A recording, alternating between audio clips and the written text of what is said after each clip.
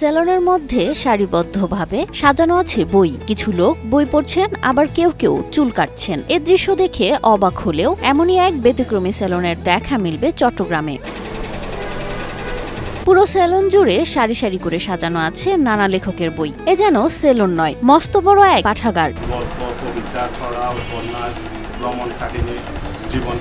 সেলনে চুল দাড়ি কাটতে এসে সিরিয়াল না পেয়ে বিনামূল্যে বই পড়েন অপেক্ষমান ব্যক্তিরা। দাঁড়িয়ে নয়, বরং লাইন ধরে বসে বই পড়তে পড়তেই অপেক্ষা করেন তারা।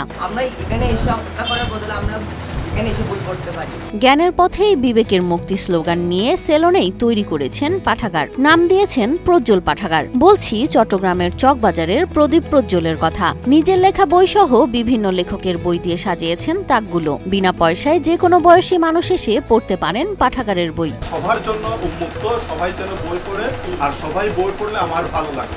ছোটবেলায় বাবা হারানো সংসারে আর্থিক টানাপোড়েনে বেশি দূর লেখাপড়া করতে পারেননি প্রজ্জ্বল। তবে লেখালেখির প্রতি আগ্রহ থেকে বেশ কয়েকটি বই প্রকাশ করেছেন তিনি। আমি যখন একজন ছোটখাটো লেখক, আমার নিজেরও তখন 9টি বই প্রকাশ হয়েছে। জীবনের সব আয়োজন এখানে একসাথে।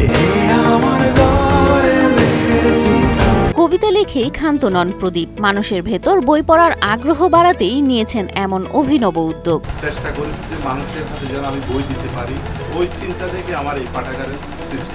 পুরো সেলনে বিভিন্ন তাকে সারিবদ্ধভাবে রেখেছেন হাজারের অধিক বই। বই পড়তে যেন কোনো অসুবিধা না হয় তাই রেখেছেন পর্যাপ্ত আলো বাতাস ও আসনের ব্যবস্থা। আমার এখানে হাজারের অধিক বই সংগ্রহ আছে।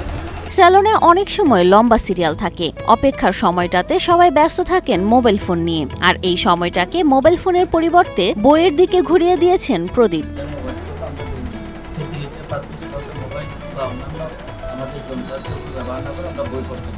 নিজের টাকায় এমনকি লেখকদের সহায়তায় পাঠাগারে রেখেছেন নানা প্রকার বই। পাঠাগারের সংগ্রহ থাকা বইগুলো হচ্ছে আমার নিজের অর্থায়নে কেনা, আর কিছু আমার প্রকাশক লেখকরা পাঠাগারের জন্য দিয়েছে।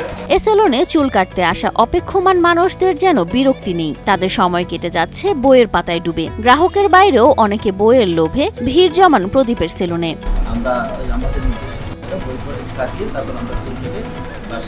সেলুনে এত সুবিধা রাখার পরও নিয়মিত দামেই চুল কাটেন প্রদীপ। সেলুন থেকে যা উপার্জন করেন তা দিয়েই দিব্যি সংসার চালান তিনি।